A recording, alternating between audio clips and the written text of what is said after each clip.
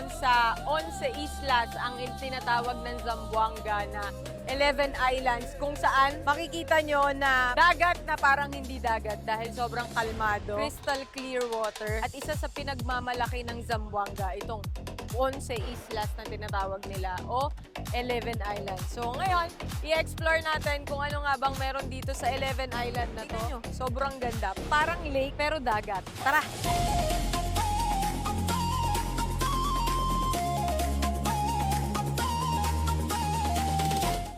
Ba na ang tawag dito sa isla na to is baong-baong. Tinawag daw tong baong-baong dahil meron silang, alam niyo yung sanyo, tinatanggal daw nila yung laman tapos lalagyan nila ng sea urchin. Doon nila nilalagay yung sea urchin? Yes, dun sa baong-baong na tinatawag nila, which is yung nyog.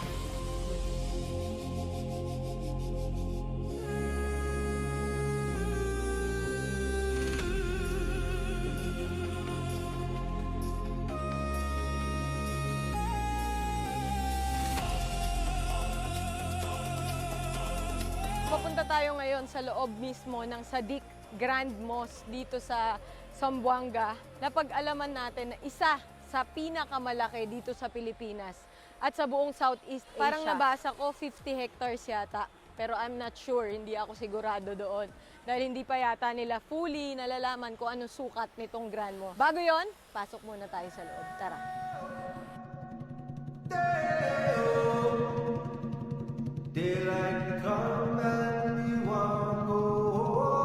Bago tayo pumasok mga idol, nagtanggal muna tayo ng shoes kasi bawal dito sa loob dahil in respect. Ito ang loob ng mosque which is very different talaga dun sa simbahan natin ng Katoliko dahil yun sa simbahan natin, di ba, may mga chairs. Pero ito, tignan nyo yung loob.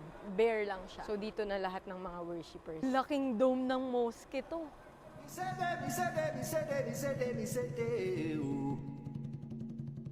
Daylight come and me one go home.